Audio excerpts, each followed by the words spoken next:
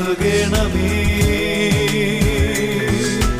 വേഗം വരണമേ, സ്നേഹം പകരണമേ, ആത്മാവിലൊന്നു തൊടണമേ. ആരാധനയൻ യേശുവേ, hallelujah maranatha, hallelujah maranatha. Come, Lord Jesus. പ്രിയപ്പെട്ട സഹോദരങ്ങളെ, ഇന്ന് നാം ചിന്തിക്കുന്നത് ഹെബ്രായ ലേഖനം 9-ാം അധ്യായത്തിലെ 28-ാം തിരുലിഖിതമാണ്. വചനം പഠിപ്പിക്കുകയാണ്, അവൻ വീണ്ടും വരും, പാപപരിഹാർത്ഥമല്ല, തന്നെ ആകാംക്ഷാപൂർവം കാത്തിരിക്കുന്നവരുടെ രക്ഷയ്ക്ക് വേണ്ടി തന്നെ. ഹല്ലേലൂയ. അവൻ വീണ്ടും വരും, പാപപരിഹാർത്ഥമല്ല, തന്നെ ആകാംക്ഷാപൂർവം കാത്തിരിക്കുന്നവരുടെ രക്ഷയ്ക്ക് വേണ്ടി തന്നെ. അതിനെക്കുറിച്ച് കത്തോലിക്ക സഭയുടെ മതബോധന ഗ്രന്ഥത്തിൽ 670-ാമത്തെ ഖണ്ഡികയിൽ നമ്മൾ വായിക്കുന്നത് എങ്ങനെയാണ്? സ്വർഗാരോഹണത്തോടെ ദൈവത്തിൻ്റെ പദ്ധതി അതിൻ്റെ പൂർത്തീകരണത്തിലേക്ക് പ്രവേശിച്ചു. നമ്മൾ അവസാന മണിക്കൂറിൽ എത്തിക്കഴിഞ്ഞു. യുഗങ്ങളുടെ അവസാനം നമ്മെ സമീപിച്ചിരിക്കുന്നു. ലോകത്തിൻ്റെ നവീകരണം പിൻവലിക്കാനാവാത്ത വിധം തുടങ്ങിക്കഴിഞ്ഞു. യഥാർത്ഥമായ ഒരു രീതിയിൽ അത് ഈ യുഗത്തിൽ തന്നെ നടന്നുകൊണ്ടിരിക്കുകയാണ്. പ്രിയപ്പെട്ട സഹോദരങ്ങളെ, സഭ അതിനെക്കുറിച്ച് ഒരു വാക്കിൽ പഠിപ്പിക്കുന്നത് എങ്ങനെയാണ്? ജീവിച്ചിരിക്കുന്നവരെയും മരിച്ചവരെയും വിധിക്കാൻ അവിടുന്ന് വീണ്ടും വരുമെന്ന് ഞങ്ങൾ വിശ്വസിക്കുന്നു. ഇതെവിടെയാണ് സഭ ഏറ്റു പറയണത്? നമ്മുടെ വിശ്വാസ പ്രമാണത്തിലെ അതിപ്രധാനമായ ഒരു പ്രഖ്യാപനമാണ്, ജീവിച്ചിരിക്കുന്നവരെയും മരിച്ചവരെയും വിധിക്കാൻ അവൻ വീണ്ടും വരും. യേശുക്രിസ്തുവിൻ്റെ 2-ാം വരവ് വിശുദ്ധ ബൈബിളിലും സഭയുടെ ഔദ്യോഗിക പ്രബോധനങ്ങളിലും വളരെ ആഴത്തിൽ സഭ അത് പ്രഖ്യാപിക്കുന്നുണ്ട്, ലിഖിതങ്ങൾ വെളിപ്പെടുത്തുന്നുണ്ട്. ഹല്ലേലൂയ. യേശുവിൻ്റെ 2-ാം വരവ്. Price the Lord. പ്രിയപ്പെട്ട സഹോദരങ്ങളെ, അവൻ ജീവിച്ചിരിക്കുന്നവരെയും മരിച്ചവരെയും വിധിക്കാൻ വരുന്ന നമ്മുടെ കർത്താവായ യേശു ക്രിസ്തുവിൻ്റെ 2-ാം വരവിനെ കുറിച്ച് ഇന്ന് നാം ചിന്തിക്കുകയാണ്. He will come again in glory to judge the living and the dead, and his kingdom will have no end. നൈസേൻ ക്രീഡില് നിക്കിയ സൂനകദോസിന്റെ വിശ്വാസ പ്രമാണത്തിൽ നിക്കിയ സൂനകദോസ് സംശയരഹിതമായി പഠിപ്പിച്ചിരിക്കുകയാണ്, He will come again to judge the living and the dead, and his kingdom will have no end. അന്ത്യമില്ലാത്ത രാജ്യത്ത് നിത്യരാജാവായി വസിക്കുന്ന കർത്താവ് ജീവിച്ചിരിക്കുന്നവരെയും മരിച്ചവരെയും വിധിക്കാൻ തൻ്റെ മഹത്വത്തിൽ എഴുന്നള്ളി വരും. ഹല്ലേലൂയ. യെശയ്യായുടെ പുസ്തകത്തിൽ 66-ാം അധ്യായത്തിൽ 15-ാം തിരുലിഖിതം, കർത്താവ് അഗ്നിയിൽ എഴുന്നള്ളുന്നു. അതുതന്നെയാണ് തെസ്സലോനിക്ക ലേഖനത്തിൽ 2-ാം ലേഖനത്തിൽ 1-ാമത്തെ അധ്യായത്തിൽ 7-ാമത്തെ തിരുലിഖിതം. കർത്താവായ യേശു തൻ്റെ ശക്തന്മാരായ ദൂതന്മാരോട് കൂടെ അഗ്നിജ്വാലകളുടെ മധ്യേ സ്വർഗത്തിൽ നിന്ന് പ്രത്യക്ഷനാകും. സക്കറിയ പ്രവചനത്തിൽ 14-ാം അധ്യായത്തിൽ 5-ാമത്തെ തിരുലിഖിതം, നിങ്ങളുടെ ദൈവമായ കർത്താവ് തൻ്റെ എല്ലാ പരിശുദ്ധന്മാരോടും കൂടെ എഴുന്നള്ളി വരും. നിങ്ങളുടെ ദൈവമായ കർത്താവ് തൻ്റെ എല്ലാ പരിശുദ്ധന്മാരോടും കൂടെ എഴുന്നള്ളി വരും. യേശുവിൻ്റെ 2-ാം വരവിനെ കുറിച്ച് പഴയ നിയമത്തിലും പുതിയ നിയമത്തിലും പ്രഖ്യാപനങ്ങളുണ്ട്. യെശയ്യാ പ്രവചനത്തിൽ 40-ാം അധ്യായത്തിൽ 5-ാമത്തെ തിരുലിഖിതം, കർത്താവിൻ്റെ മഹത്വം വെളിപ്പെടും, മർത്യരെല്ലാവരും ഒരുമിച്ച് അത് ദർശിക്കും. കർത്താവാണ് ഇത് അരുളി ചെയ്തിരിക്കുന്നത്. ഹല്ലേലൂയ. ഇതിനെക്കുറിച്ച് യേശു ക്രിസ്തുവിൻ്റെ ഉത്ഥാനത്തിന് ശേഷം വളരെ സ്പഷ്ടമായി സ്വർഗം പ്രഖ്യാപിക്കുന്നതിന് ഭാഗം അപ്പോസ്തല പ്രവർത്തനം 1-ാം അധ്യായം അതിൽ 9 മുതൽ 11 വരെ തിരുലിഖിതങ്ങൾ. അതിൻ്റെ പശ്ചാത്തലം ഇതാണ്: ഈശോ മരിച്ചവരിൽ നിന്ന് ഉയർപ്പിക്കപ്പെട്ടതിന് ശേഷം ഈ ഭൂമിയിലുള്ള തൻ്റെ ദൗത്യമെല്ലാം കഴിഞ്ഞ് സ്വർഗാരോഹണം ചെയ്യാൻ വേണ്ടി ശ്ലീഹന്മാരെ ഒലിവ് മലയിലേക്ക് കൂട്ടിക്കൊണ്ടുപോയി. അങ്ങനെ ഒലിവ് മലയിൽ നിന്ന് ഈശോ സ്വർഗത്തിലേക്ക് തൻ്റെ പിതാവിൻ്റെ വലതുഭാഗത്തേക്ക് എടുക്കപ്പെട്ടു, ആരോഹണം ചെയ്യപ്പെട്ടു. ഒരു മേഘം വന്ന് അവനെ മൂടിക്കളഞ്ഞു.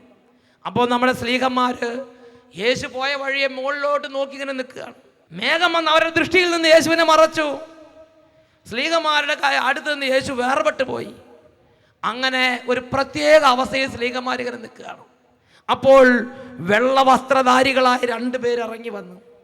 2 ദൂതന്മാർ ഇറങ്ങി വന്ന് അവർ ശ്ലീഹന്മാരോട് പറയുന്ന ഭാഗമാണ് അപ്പോസ്തല പ്രവർത്തനം 1-ാം അധ്യായത്തിൽ 11-ാം വാക്യം. അല്ലയോ ഗലീലിയരേ, നിങ്ങൾ ആകാശത്തിലേക്ക് നോക്കി നിൽക്കുന്നത് എന്ത്?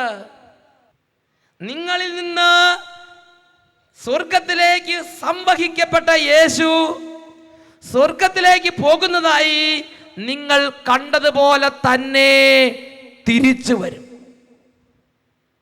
ഹല്ലേലൂയ. പ്രിയപ്പെട്ട സഹോദരീ സഹോദരന്മാരെ, ഞാനും നിങ്ങൾ ഏത് വിശ്വാസത്തിൽപ്പെട്ടൊരു വ്യക്തിയാണെങ്കിലും, എത്രമാത്രം ബുദ്ധിയുള്ളവനാകട്ടെ ബുദ്ധിയില്ലാത്തവനാകട്ടെ, എത്രമാത്രം കഴിവുള്ളവനാകട്ടെ കഴിവില്ലാത്തവനാകട്ടെ, ഞാൻ നിങ്ങൾ ഏത് അവസ്ഥയിൽപ്പെട്ടൊരു വ്യക്തിയാണെങ്കിലും, ഏത് രാജ്യത്ത് ജീവിക്കുന്ന ഒരു വ്യക്തിയാണെങ്കിലും, ഈ ഒരു മാറ്റമില്ലാത്ത സത്യത്തിന് ഇന്നല്ലെങ്കിൽ നാളെ ഞാൻ നിങ്ങൾ സാക്ഷ്യം വഹിക്കേണ്ടി വരും. മരിച്ചാലും ജീവിച്ചാലും ഈ ഒരു മണിക്കൂറിൽ ഞാൻ നിങ്ങൾ ഉണ്ടായിരിക്കും. മരിച്ച് മണ്ണടഞ്ഞ വ്യക്തി ആയിക്കോട്ടെ, അന്ന് ജീവിച്ചിരിക്കുന്ന വ്യക്തി ആയിക്കോട്ടെ, യേശുവിൻ്റെ 2ാം വരവ് വരുമ്പോൾ മരിച്ചവരും ജീവിച്ചിരിക്കുന്നവരെല്ലാം ഈ ഒരു സംഭവത്തിന് സാക്ഷികളായി മർത്യരെല്ലാവരും കൂടി, മരിച്ചവരും ജീവിച്ച എല്ലാവരും കൂടി വാനമേഘങ്ങളിൽ വലിയ മഹത്വത്തോടും എല്ലാ പരിശുദ്ധന്മാരോടും വന്റെ ശക്തരായ ദൂതന്മാരുടെ അകമ്പടിയോടെ അഗ്നിജ്വാലകളുടെ മധ്യേ വരുന്ന ഈ കർത്താവിനെ എതിരേൽക്കാൻ വേണ്ടി വിളിക്കപ്പെടും. ഹല്ലേലൂയ. ഉറക്കെ പറ ഹല്ലേലൂയ, ഹല്ലേലൂയ. യേശു ക്രിസ്തു വീണ്ടും വരുമെന്ന് അനവധി തവണ വിശുദ്ധ ലേഖനത്തിൽ പഠിപ്പിക്കുന്നുണ്ട്. പരിശുദ്ധ സഭ ഡെയിലി അനവധി തവണ വിശ്വാസ പ്രമാണത്തിൽ ഈ വചന സത്യം ഉറക്കേറ്റ് പറയുന്നു, പ്രഖ്യാപിക്കുന്നു. ദൈവവചന സത്യങ്ങൾ, അനവധി ദൈവവചന സത്യങ്ങൾ ഉൾച്ചേർത്ത് വച്ചിരിക്കുന്ന മഹാശക്തിയുള്ള മന്ത്രമാണ് വിശ്വാസ പ്രമാണം. അതുകൊണ്ടാണ് അത് ഒരു പ്രാവശ്യം ചെല്ലുമ്പോൾ തന്നെ സാത്താൻ്റെ നെറുകന്തല പിളർന്ന് കുടുംബങ്ങൾ വിടുതൽ പ്രാപിക്കുന്നത്. Praise the Lord. ഉറക്കെ പറ ഹല്ലേലൂയ. പ്രിയപ്പെട്ട സഹോദരങ്ങളെ, വലിയ ശക്തിയുള്ള പ്രാർത്ഥനയാണ് വിശ്വാസ പ്രമാണം. വിശ്വാസ പ്രമാണത്തിൽ പ്രഖ്യാപിക്കപ്പെടുന്ന എല്ലാ കാര്യങ്ങളും യേശു ക്രിസ്തുവിനെ ചുറ്റിപ്പറ്റിയുള്ള വിശ്വാസ സത്യങ്ങളാണ്. അതിൽ പ്രധാനപ്പെട്ട ഒരു വിശ്വാസ സത്യമാണ് ജീവിച്ചിരിക്കുന്നവരെയും മരിച്ചവരെയും വിധിക്കാൻ യേശു വീണ്ടും വരും എന്ന് ഞങ്ങൾ വിശ്വസിക്കുന്നു. ഹല്ലേലൂയ. വിശുദ്ധ മാർക്കോസിന്റെ സുവിശേഷത്തിൽ ഇതിനെക്കുറിച്ച് നമുക്ക് ഒരു പ്രതിപാദ്യം കാണാൻ സാധിക്കും. 13-ാം അധ്യായം 26-ാം തിരുലിഖിതത്തിൽ യേശു തന്നെയാണ് ഈ കാര്യത്തെക്കുറിച്ച് പഠിപ്പിക്കുന്നത്. ഇതിനു മുമ്പ് പറഞ്ഞതൊക്കെ ദേവദൂതന്മാർ പഠിപ്പിച്ചു, പ്രവാചകന്മാർ പഠിപ്പിച്ചു, ദൈവത്തിൻ്റെ പരിശുദ്ധാത്മാവ് നിറഞ്ഞ ജ്ഞാനികൾ പഠിപ്പിച്ചു. ഇന്ന് യേശു തന്നെ നേരിട്ട് ഈ കാര്യത്തെക്കുറിച്ച് എന്താണ് പഠിപ്പിക്കുന്നതെന്ന് വിശുദ്ധ മാർക്കോസിന്റെ സുവിശേഷത്തിൽ 13-ാം അധ്യായത്തിൽ 26-ഉം 27-ഉം തിരുലിഖിതങ്ങളിൽ നമ്മൾ വായിക്കുകയാണ്. അപ്പോൾ മനുഷ്യപുത്രൻ വലിയ ശക്തിയോടും മഹത്വത്തോടും കൂടെ മേഘങ്ങളിൽ വരുന്നത് അവർ കാണും. നമുക്കെല്ലാവർക്കും, അത് യുക്തിവാദിയാകട്ടെ, നിരീശ്വര ചിന്തകനാകട്ടെ, അത് സെക്കുലറിസത്തിൻ്റെ ആളാകട്ടെ, ദൈവത്തെ അംഗീകരിക്കുന്നവനോ അംഗീകരിക്കാത്തവനാകട്ടെ, അമേരിക്കക്കാരനോ അട്ടപ്പാടിക്കാരനോ ഇന്ത്യക്കാരനോ ഓസ്ട്രേലിയക്കാരനോ ആരും ആകട്ടെ, എല്ലാവർക്കും ശരിക്കും മനസ്സിലാകുന്നതും കാണാവുന്ന വിധത്തിൽ യേശു കൊണ്ട് വരും. Price the Lord. അന്ന് അവിടെ ബെത്ലഹേമിൽ പുൽത്തൊഴുത്തിൽ പിറന്നപ്പം കണ്ടവർക്ക് ആർക്കും മനസ്സിലായില്ല ഇതാരാണെന്ന്. Price the Lord. യേശുവിനെ മനസ്സിലാക്കാൻ ഒരുപാട് പേർക്ക് അന്ന് കഴിഞ്ഞില്ല. കാരണം യേശു ഒരു ദാസനെ പോലെ എല്ലാവർക്കും തിരിച്ചറിയാൻ കഴിയാത്തവനായി വന്നു. ഹല്ലേലൂയ. എന്നാൽ യേശുവിന്റെ രണ്ടാം വരവ് അങ്ങനെ ആയിരിക്കുകയില്ല. ബൈബിൾ പഠിപ്പിക്കുകയാണ്, എല്ലാവർക്കും കാണാൻ പറ്റും, എല്ലാവർക്കും മനസ്സിലാക്കാൻ പറ്റുന്ന വിധം വലിയ അഗ്നിജ്വാലകളുടെ മധ്യേ ഈ ലോകത്തിന്റെ ഏത് ഭാഗത്ത് നോക്കിയാലും മരിച്ചവർക്കും ജീവിച്ചിരിക്കുന്നവർക്കും കാണാവുന്ന വിധം അവൻ വരും. മർക്കോസിന്റെ സുവിശേഷം 13-ാം അധ്യായത്തിൽ 26-27 വാക്യങ്ങൾ പഠിപ്പിക്കുകയാണ്, ആ പീഡനങ്ങൾക്ക് ശേഷം ദിവസങ്ങളിൽ സൂര്യൻ ഇരുണ്ടുപോകും, ചന്ദ്രൻ പ്രകാശം തരികയില്ല, നക്ഷത്രങ്ങൾ ആകാശത്ത് നിപതിക്കും, ആകാശശക്തി ഇളകുകയും ചെയ്യും. അപ്പോൾ മനുഷ്യപുത്രൻ വലിയ ശക്തിയോടും മഹത്വത്തോടും കൂടെ മേഘങ്ങളിൽ വരുന്നത് അവർ കാണും. അപ്പോൾ അവൻ തൻ്റെ ദൂതന്മാരയക്കും, അവർ ഭൂമിയുടെ അതിർത്തികൾ മുതൽ ആകാശത്തിന്റെ അതിർത്തികൾ വരെ 4 ദിക്കുകളിൽ നിന്ന് അവൻ്റെ പ്രിയന്മാരെ, അവൻ്റെ തിരഞ്ഞെടുക്കപ്പെട്ടവരെ ഒരുമിച്ച് കൂട്ടുകയും ചെയ്യും. അത്തിമരത്തിൽ നിന്ന് നിങ്ങൾ പാഠം പഠിക്കുവിൻ. അന്ന് മഹത്വത്തോടെ യേശു പ്രത്യക്ഷപ്പെടുമ്പോൾ ഭൂമിയുടെ എല്ലാ അതിർത്തികളിൽ നിന്ന് ജനങ്ങൾ ഒരുമിച്ച് കൂട്ടപ്പെടും. ഇന്നിവിടെ ഒരുമിച്ച് കൂട്ടപ്പെട്ടിരിക്കുന്ന പോലെ അല്ല അന്ന് ഒരുമിച്ച് കൂട്ടപ്പെടുന്നത്. ഇന്നിവിടെ കാരുണ്യത്തിൻ്റെയും സ്നേഹത്തിൻ്റെയും സൗഖ്യത്തിൻ്റെയും വലിയ ഇരമ്പലാണ് ഇവിടെ കേൾക്കുന്നത്. അത് എസെക്കിയേൽ പ്രവചനത്തിൽ 43-ാം അധ്യായം 2-ാം വാക്യം അന്വർത്ഥമാവുകയാണ്. ഇതാ കർത്താവിന്റെ ആഗമനത്തിന്റെ ശബ്ദം പെരുവെള്ളത്തിന്റെ ഇരമ്പൽ പോലെ. അവിടുത്തെ തേജസ് കൊണ്ട് ഭൂമി ഇതാ പ്രകാശിക്കുന്നു, അവിടുത്തെ തേജസ് കൊണ്ട് മനുഷ്യന്മാരിതാ പ്രകാശിക്കുന്നു, അവിടുത്തെ ശക്തി കൊണ്ട് രോഗികൾ സൗഖ്യം പ്രാപിക്കുന്നു, അത്ഭുതങ്ങൾ, വിടുതലുകൾ, പാപക്ഷമ, മാനസാന്തരങ്ങൾ, കാരുണ്യത്തിന്റെ അനുഭവങ്ങൾ സംഭവിച്ചുകൊണ്ടിരിക്കുകയാണ്. ഇന്ന് ഒരുമിച്ച് കൂട്ടിയിരിക്കുകയാണ് നമ്മളെ. ഇന്ന് ഒരുമിച്ച് കൂടുമ്പോൾ ഇങ്ങനെയാണ് സംഭവിക്കുന്നത്. അന്ന് ഒരുമിച്ച് കൂടുമ്പോൾ സൗഖ്യമായിരിക്കില്ല സംഭവിക്കുക. അന്ന് ഒരുമിച്ച് കൂടുമ്പോൾ അന്ന് വലിയൊരു വിധി, അന്ത്യവിധി നടക്കുന്ന സമയമാണത്. Price the Lord. അതാണ് ഹെബ്രായർ 9:28 പറഞ്ഞത്, നമ്മുടെ കർത്താവ് അവൻ വീണ്ടും വരും, പാപപരിഹാരാർത്ഥമല്ല, പാപമോചനം തരാൻ വേണ്ടിയല്ല, തന്നെ ആകാംക്ഷാപൂർവം കാത്തിരിക്കുന്ന രക്ഷയ്ക്ക് വേണ്ടി. അന്ന് നീതിമാന്മാർ നിത്യരക്ഷയിലേക്കും തിന്മ പ്രവർത്തിച്ചിരുന്നവർ നിത്യനിന്ദയിലേക്കും നിത്യലജ്ജയിലേക്കും വേർതിരിക്കപ്പെടുന്ന ആ വലിയ അലമുറയുടെ കരച്ചിലിൻ്റെയും ആഹ്ലാദത്തിൻ്റെയും എല്ലാം ഇടകലർന്ന ആ ഒരു രംഗങ്ങളിലൂടെ കടന്നു പോകുന്ന ഒരു സാഹചര്യമായിരിക്കും. നീതിമാന്മാരെല്ലാം ആഹ്ലാദത്തിലേക്ക് പ്രവേശിക്കും. കളയും വിളയും തമ്മിൽ വേർതിരിക്കപ്പെടുന്നത് പോലെ ഒരു വലിയ വ്യൂഹം ആളുകൾ, ഒരു വലിയ പറ്റം ആളുകൾ വേർതിരിക്കപ്പെടും. വിശുദ്ധ മത്തായിയുടെ സുവിശേഷത്തിൽ 8-ാം അധ്യായത്തിൽ 11-ാമത്തെ വാക്യത്തിൽ കാണുകയാണ്, കിഴക്ക് നിന്നും പടിഞ്ഞാറ് നിന്നും തെക്ക് നിന്നും വടക്ക് നിന്നും നിരവധി ആളുകൾ വന്ന് അബ്രാഹത്തോടും ഇസഹാക്കിനോടും യാക്കോബിനോടും കൂടെ രാജ്യത്തിൽ വിരുന്നിനിരിക്കും. എന്നാൽ രാജ്യത്തിന്റെ മക്കളാകട്ടെ പുറത്തുള്ള അന്ധകാരത്തിലേക്ക് വലിച്ചെറിയപ്പെടും. അവിടെ വലിയ വിലാപവും പല്ലുകടിയുമായിരിക്കും. മുമ്പന്മാർ പലരും പിമ്പന്മാരും, പിമ്പന്മാർ പലരും മുമ്പന്മാരുമാകും. പ്രിയപ്പെട്ട സഹോദരങ്ങളെ, ഭയത്തോടും വിറയലോടും കൂടെ ജീവിക്കണം. ഭയത്തോടും വിറയലോടും കൂടെ ഒരുപാട് വിശുദ്ധിയിൽ ശ്രദ്ധ വെച്ച് നമ്മൾ ജീവിക്കണം. കാരണം രാജ്യത്തിന്റെ മക്കളെന്ന് എനിക്ക് കുഴപ്പമൊന്നും വരില്ല എന്ന് ചിന്തിച്ച് ഇന്ന് പോകുന്നവരായിരിക്കും ഒരുപക്ഷെ ആദ്യം പോയി വലിയ അന്ധകാരത്തിലേക്ക് വലിച്ചെറിയപ്പെടുന്നത്. എന്തായാലും ഒരു കാര്യം ഉറപ്പാണ്, വചനം പഠിപ്പിക്കുകയാണ്, കിഴക്ക് നിന്നും പടിഞ്ഞാറ് നിന്നും തെക്ക് നിന്നും വടക്ക് നിന്നും അനവധി ആളുകൾ വന്ന് അബ്രാഹത്തോടും ഇസഹാക്കിനോടും യാക്കോബിനോടും കൂടെ വിരുന്നിനിരിക്കും. അപ്പോൾ രാജ്യത്തിന്റെ മക്കളാകട്ടെ പുറത്തുള്ള അന്ധകാരത്തിലേക്ക് വലിച്ചെറിയപ്പെടും. അവിടെ വലിയ വിലാപവും പല്ലുകടിയുമായിരിക്കും. വിശുദ്ധ യാക്കോബ് ശ്ലീഹയുടെ ലേഖനത്തിൽ 5-ാം അധ്യായത്തിൽ 7ഉം 8ഉം തിരുലിഖിതങ്ങളിൽ ഈ കാര്യത്തെക്കുറിച്ച് നമുക്ക് പ്രബോധനം ലഭിക്കുന്നുണ്ട്. സഹോദരരെ, നമ്മുടെ കർത്താവിന്റെ ആഗമനം വരെ ക്ഷമയോടെ കാത്തിരിക്കുവിൻ. നിങ്ങൾ വിശുദ്ധ ജീവിതം ആരംഭിച്ചു, പ്രാർത്ഥനാ ജീവിതം ആരംഭിച്ചു, ഒരുപാട് നന്മ പ്രവൃത്തി ചെയ്തു, 10, 50, 60 വയസ്സ് വരെ ജീവിച്ച് നിങ്ങൾ പിന്മാറ്റത്തിലേക്ക് പോകരുത്. ഞാനിങ്ങനെ ജീവിച്ചിട്ട് എന്ത് കാര്യം? എൻ്റെ കൂടെ ഉള്ളവരും ഒന്നും പ്രാർത്ഥിക്കുന്നില്ലല്ലോ, എൻ്റെ കൂടെയുള്ള എല്ലാവരും കള്ളു പിടിച്ച് തോന്നിയാസം നടക്കുകയാണല്ലോ, എൻ്റെ കൂടെയുള്ളവരെല്ലാം ദുർവൃത്തിയിലേക്ക് പോവുകയാണല്ലോ, അവരെല്ലാം അങ്ങനെയാണല്ലോ ഇങ്ങനെയാണല്ലോ, ഞാൻ മാത്രം ഇങ്ങനെ എന്തിനാ ജീവിക്കണത്, ഞാൻ എന്തിനാ ദിവസം പള്ളി പോണത്? അങ്ങനെ നിങ്ങൾ നിങ്ങളുടെ പ്രത്യാശയ്ക്കെതിരെ ചിന്തിച്ച് നിങ്ങളെ ഉള്ളിൽ പരിശുദ്ധാത്മാവ് നൽകിയിരിക്കുന്ന നിത്യസത്യങ്ങളുടെ മാർഗത്തിന് എതിരെ ചിന്തിച്ച് പിന്മാറ്റത്തിലേക്ക് പോകരുതേ. കാരണം ഇതിനെല്ലാം വലിയ പ്രതിഫലം ലഭിക്കാനിരിക്കുന്നു. അതുകൊണ്ട് യാക്കോബ് ശ്ലീഹായിലൂടെ പരിശുദ്ധാത്മ പഠിപ്പിക്കുകയാണ്, സഹോദരരെ, കർത്താവിൻ്റെ ആഗമനം വരെ ക്ഷമയോടെ ഇരിക്കുവിൻ. ഭൂമിയിൽ നിന്ന് നല്ല ഫലങ്ങൾ ലഭിക്കുന്നതിന് വേണ്ടി കൃഷിക്കാരൻ ആദ്യത്തെ മഴയും അവസാനത്തെ മഴയും ക്ഷമയോടെ പ്രതീക്ഷിച്ചിരിക്കുന്നത് പോലെ നിങ്ങളും ക്ഷമയോടെ ഇരിക്കുവിൻ, ദൃഢചിത്തരായിരിക്കുവിൻ. എന്തുകൊണ്ടെന്നാൽ കർത്താവിൻ്റെ ആഗമനം അടുത്തിരിക്കുന്നു. നിങ്ങൾ വിധിക്കപ്പെടാതിരിക്കാൻ എൻ്റെ സഹോദരരെ, ഒരുവൻ മറ്റൊരുവന് വിരോധമായി പിറുപിറുക്കരുത്. ന്യായാധിപൻ ഇതാ വാതിൽക്കൽ നിൽക്കുന്നു. നമ്മുടെ കർത്താവിൻ്റെ രണ്ടാം വരവ് എവിടം വരെ എത്തിയിട്ടുണ്ട്? ആ ഒരു വിചാരത്തോടെയാണോ ജീവിക്കുന്നത്? അങ്ങനെ വിചാരത്തോടെ ജീവിച്ച ഒരു വ്യക്തിയെക്കുറിച്ച് എനിക്കറിയാം. എൻ്റെ കൂടെ വർക്ക് ചെയ്തിരുന്ന സോജി ഓലിക്കലച്ചൻ ഒരു ദിവസം ഇംഗ്ലണ്ടിലേക്ക് പോയി. എല്ലാ വിദ്യാർത്ഥികളും കേൾക്കാൻ വേണ്ടിയാണ് ഇത് പറയുന്നത്. സോജി ഓലിക്കലച്ചൻ ഇംഗ്ലണ്ടിൽ കുട്ടികൾക്ക് വേണ്ടിയുള്ളൊരു ധ്യാനം നടത്തുകയാണ്. അപ്പോൾ ലണ്ടനിൽ നിന്ന് 2-3 കുട്ടികൾ ആ ധ്യാനത്തിൽ പങ്കുചേർന്നു.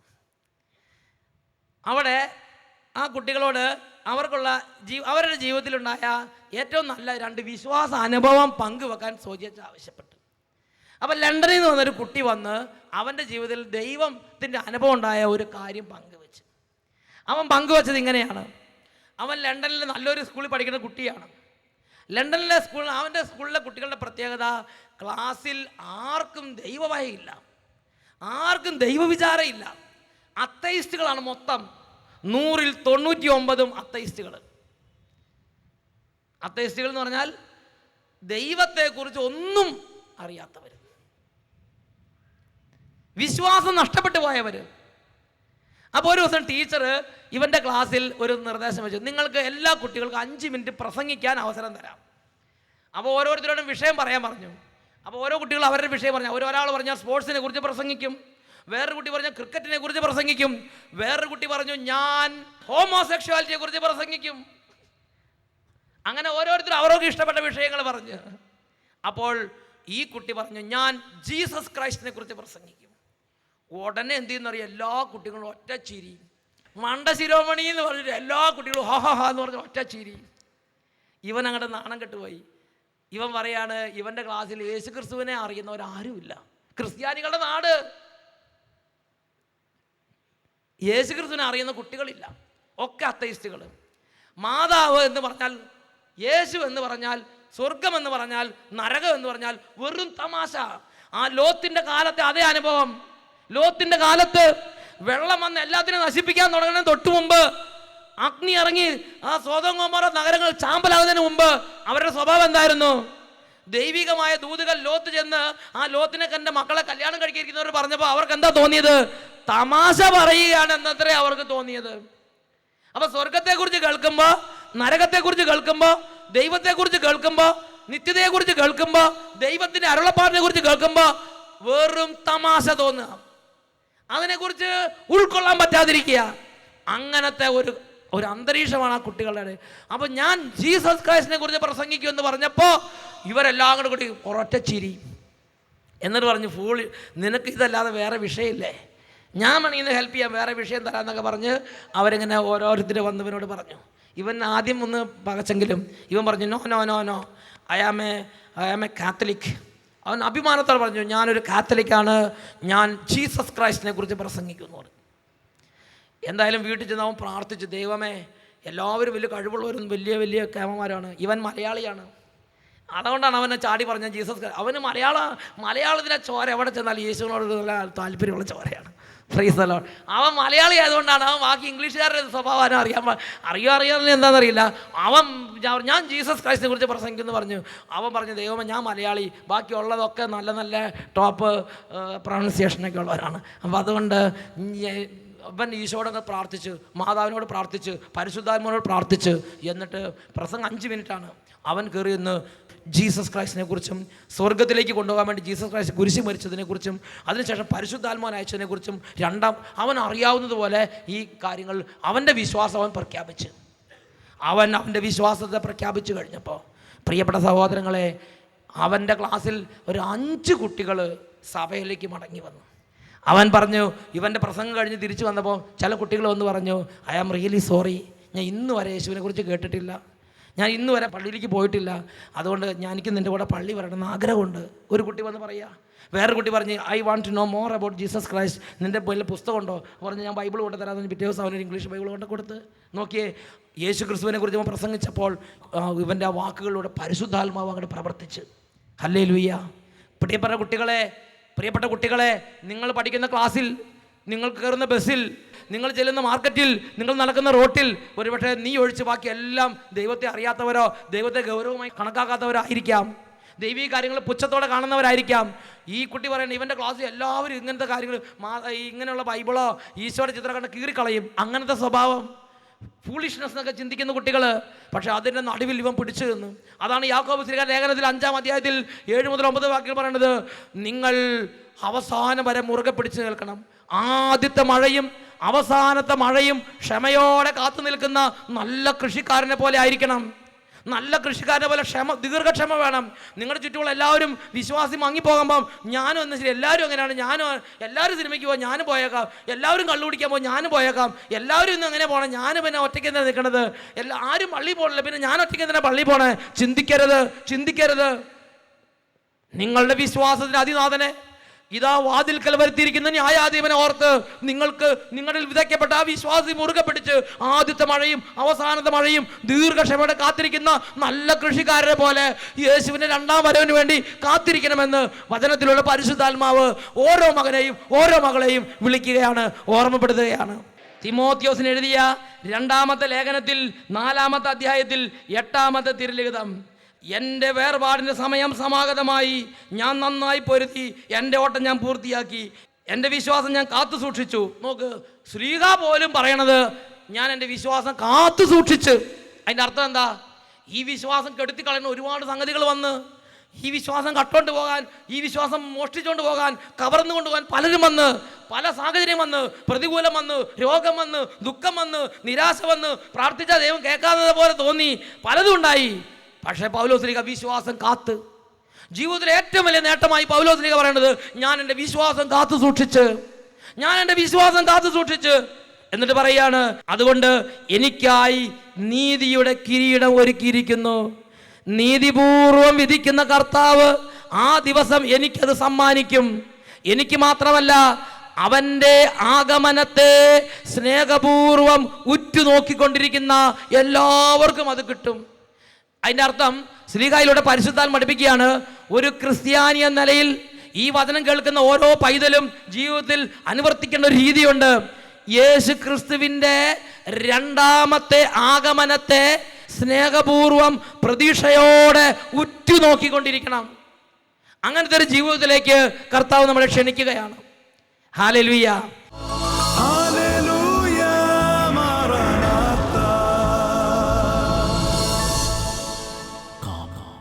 Lord Jesus.